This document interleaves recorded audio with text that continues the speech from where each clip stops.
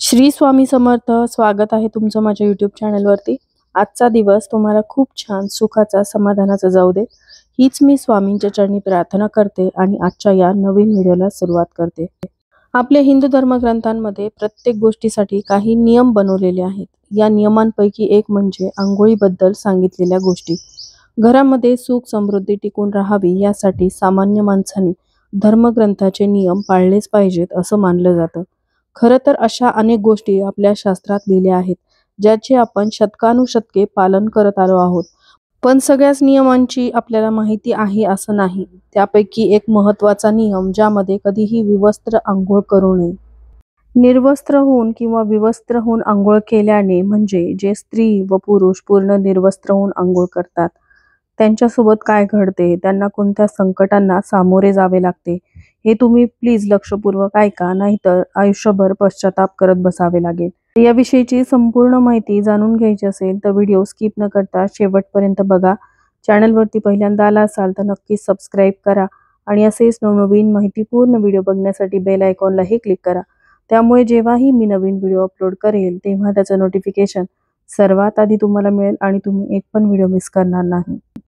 तर पहा, एकदा भगवान विष्णू माता लक्ष्मी सोबत हरिद्वारमध्ये फिरत होते. लक्ष्मी मातेने पाहिले की सर्व लोक गंगेत स्नान करत आहेत आणि हर हर गंगे म्हणत आहेत. जर तुम्ही ही कथा ऐकत असाल ती पूर्ण ऐका. जेव्हा लक्ष्मी देवीने पाहिले की सर्व लोक गंगेमध्ये स्नान करत आहेत आणि हर हर गंगे म्हणत आहेत, परंतु प्रत्येक जण दुःख आणि अस्वस्थ होत आहेत, तेव्हा लक्ष्मी मातेने भगवान विष्णूंना आश्चर्याने विचारले की इतक्या वेळा गंगेत स्नान करूनही त्यांची पापे आणि दुःखे का नष्ट होत नाहीत? आता गंगेमध्ये तथ्य राहिले नाही का? यावरती भगवान विष्णू म्हणाले, गंगेत तेवढीच शक्ती आहे, पण या लोकांनी पापांचा नाश करणाऱ्या गंगेत स्नान केलंच नाही, मग त्यांना फायदा कसा होणार? त्यावर लक्ष्मीजींनी आश्चर्याने विचारले, त्यांनी स्नान कसे केले नाही? आंघोळ करून सगळेजण जात आहेत, त्यांचं शरीरही अजून कोरडं झालेलं नाही. तर भगवान विष्णू म्हणाले, हे लोक फक्त पाण्यात डुबुक मारून येत आहेत. मी उद्या त्याचे रहस्य सांगेल. दुसऱ्या दिवशी जोरदार पाऊस सुरू झाला. रस्ते चिखलाने भरले होते आणि एका चौकामध्ये खोल खड्डा होता आणि भगवान विष्णूंनी लीलेतून म्हाताऱ्याचे रूप धारण केले आणि त्या खड्ड्यात जाऊन पडले. जणू काही माणूस चालत असताना खड्ड्यात पडला आणि प्रयत्न करूनही बाहेर पडू शकला नाही. त्यांनी लक्ष्मीजींना समजावले आणि तिला खड्ड्याजवळ बसवले आणि सांगितले की तुम्ही लोकांना हाका मारत राहा की माझा म्हातारा नवरा चुकून खड्ड्यात पडला आहे आणि कोणीतरी पुण्यवान आत्म्याने याची सुटका करून त्याचे प्राण वाचवावे, आम्हा असहायांना मदत करावी.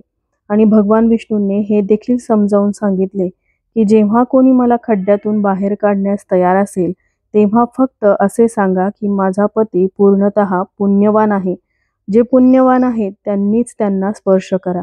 जर तुम्ही पुण्यवान असाल तरच त्यांना स्पर्श करा, अन्यथा तुम्ही जळून राख व्हाल. तथास्तु म्हणत लक्ष्मीजी खड्ड्याच्या काठावर बसल्या आणि भगवान विष्णूंनी त्यांना जे काही शिकवले होते ते त्या करू लागल्या. गंगेमध्ये आंघोळ करून लोकांचे टोळके येत होते आणि या सुंदर स्त्रीला बघून अनेकाच्या मनात पापाची भावना येत होती. काही लोकांनी लक्ष्मीजीला असेही सांगितले की म्हाताऱ्याला मरू दे, तू त्याच्यासाठी का रडतेस? तर काही दयाळू स्वभावाचे पुरुष होते, त्यांनी म्हाताऱ्या पतीला हात देण्याचा प्रयत्न केला, पण देवीचे म्हणणे ऐकून तेही थांबले. त्यांना वाटलं गंगेत स्नान करून आलो तर काय झालं, आपण निश्चितच पापी आहोत आणि मदत करताना आपण जळून राख झालो तर? त्यामुळे शेकडो आले आणि शेकडो विचारून निघून गेले. संध्याकाळ झाली तेव्हा भगवान विष्णू देवी लक्ष्मीला म्हणाले, बघा कोणीतरी खऱ्या मनाने गंगेत स्नान करायला आले आहे का?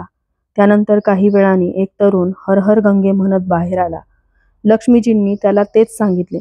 त्या तरुणाचे मान्य करून येणे केले आणि त्याने भगवान विष्णूला बाहेर काढण्याची तयारी केली.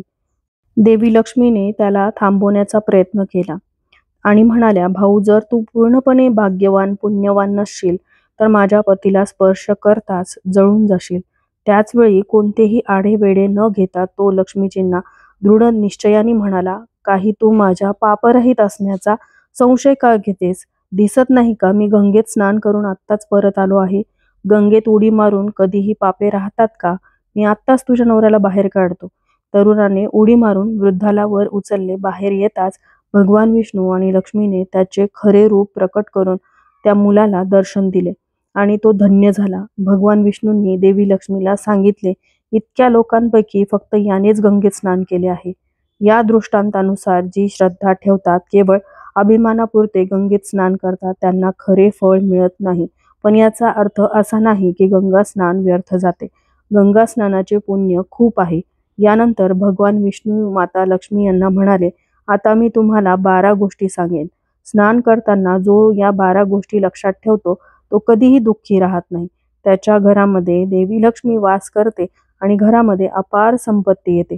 घरात कधीही भांडणं होत नाहीत. त्याचे संपूर्ण कुटुंब आनंदी जीवन जगते.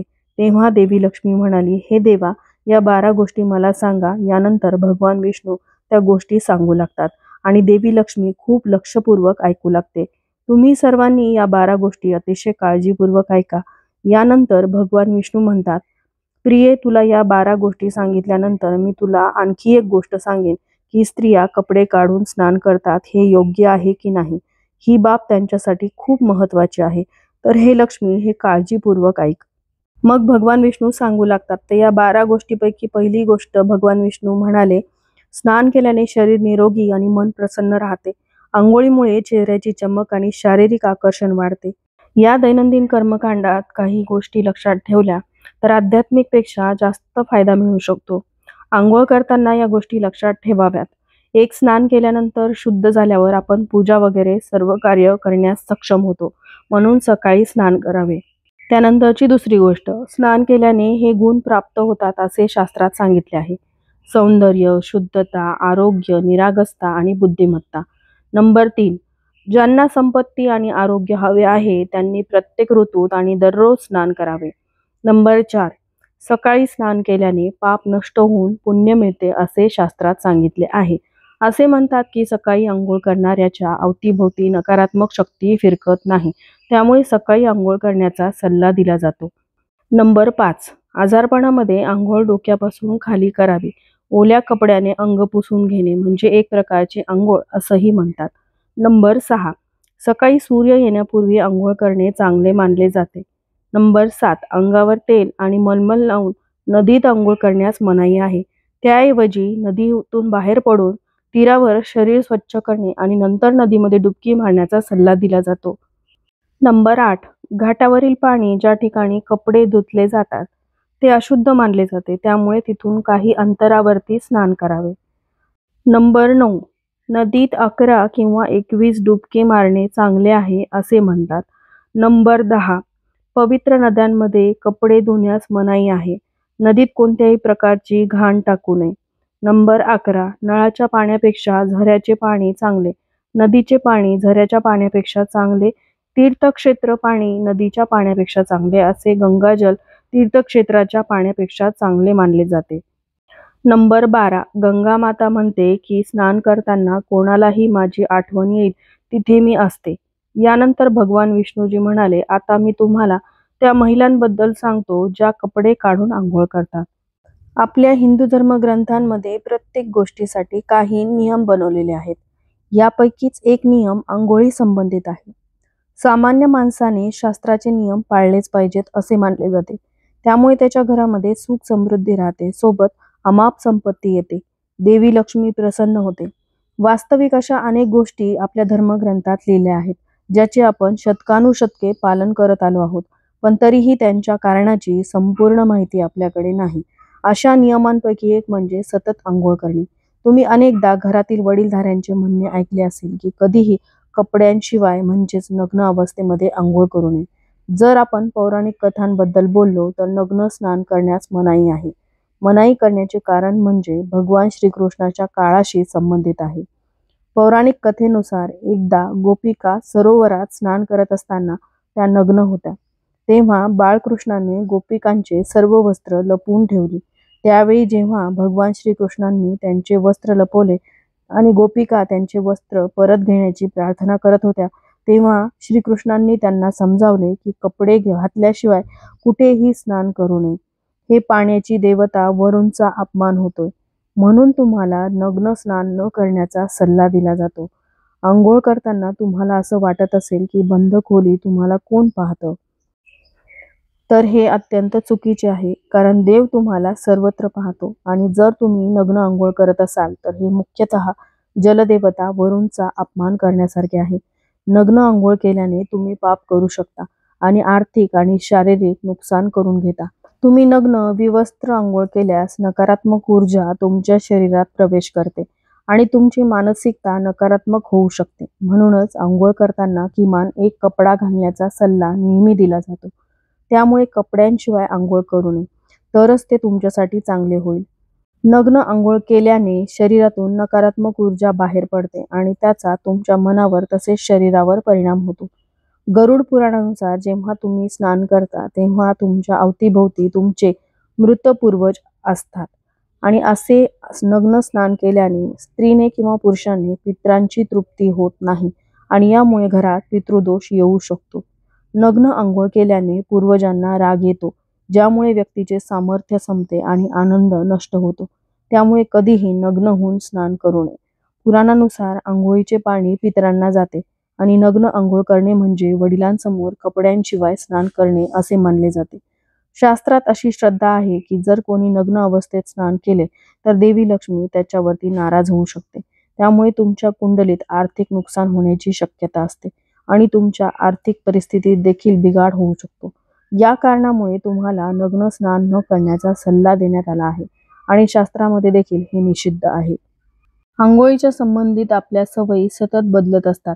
हिवाळ्यात अनेक जण काही दिवस अंघोळ करत नाहीत, तर उन्हाळ्यात बरेच जण दिवसातून 2 ते 3 वेळा अंघोळ करतात. पण आपल्याला अंघोळीचे महत्त्व समजून घ्यायला हवं. आपल्या जीवनशैलीशी संबंधित इतर गोष्टीप्रमाणेच तुम्ही अंघोळीचे काही नियमांची विशेष काळजीही घेतली पाहिजे. आजही काही अशा व्यक्ती आहेत ज्या अंघोळ करताना संपूर्ण निर्वस्त्र होत नाहीत. आपणही या नियमांचं पालन करणं अत्यंत महत्त्वाचं आहे. सकाळी उठल्यावर पहिली अंघोळ करणं आणि मग देवपूजा करून आपल्या नित्यकर्माला लागणं हा नित्यक्रम जवळपास रोजचाच ठरलेला असतो. मात्र अंघोळ करताना आपण पूर्ण निर्वस्त्र होणं आणि अंघोळ करणं हे बरेच जण करतात आणि त्यातही काही व्यक्ती अशा आहेत ज्या अंघोळ करताना संपूर्ण निर्वस्त्र होत नाहीत. मग शास्त्रात सांगितल्याप्रमाणे कधीही निर्वस्त्र होऊन स्नान करू नये आणि असं केल्याने आपण केलेल्या देवपूजेचं देखील आपल्याला फळ मिळतं. कारण तुम्ही कितीही देवदेव करा किंवा कितीही तुम्ही सेवा उपासना करा, पण तुम्हाला त्या सेवेचं फळ मिळत नाही, कारण तुमचे पूर्वज तुमच्यावरती नाराज असतील तर. आणि निर्वस्त्र होऊन अंघोळ केल्याने आपले पूर्वज तृप्त होत नसतील तर आपल्याला कोणत्याही कार्यामध्ये यश मिळत नाही, आपलं कार्य सिद्धीत जात नाही. अनेक अडचणी, अनेक संकटांचा सामना आपल्याला आयुष्यामध्ये करावा लागतो. त्यामुळे या एका अतिशय महत्त्वाच्या नियमाचं पालन स्त्रिया असतील, पुरुष असतील, घरातील लहान मुलं असतील, त्यांनी सर्वांनी करावा. आता तुम्ही म्हणाल की आपलं लहान मूल जे असतं त्याला आपण निर्वस्त्र करून अंघोळ घालतो, पण तुम्ही कधी लक्षात घेतलं आहे का, त्याच्या कमरेला एक काळ्या किंवा लाल रंगाचा धागा बांधलेला असतो. तो सुती धागा ज्यावेळेस त्याच्या कमरेला असतो त्यावेळेस त्या मुलाच्या त्या धाग्यावरून खाली पाणी पडतं आणि पूर्वज जे आहेत ते तृप्त होतात. त्यामुळे त्या मुलाला दोष लागत नाही. अगदी त्याच प्रकारे स्त्रियांनी पुरुषांनी देखील कमरेला एक धागा ठेवावा आणि शिवाय एक तरी कपडा आपल्या अंगावरती असावा ज्यावेळेस आपण अंघोळ करतो. असं केल्याने आपले पूर्वज तृप्त होतात आणि कोणतेही दोष आपल्याला लागत नाहीत आणि कोणत्याही प्रकारच्या अडीअडचणी आपल्या आयुष्यात येत नाहीत.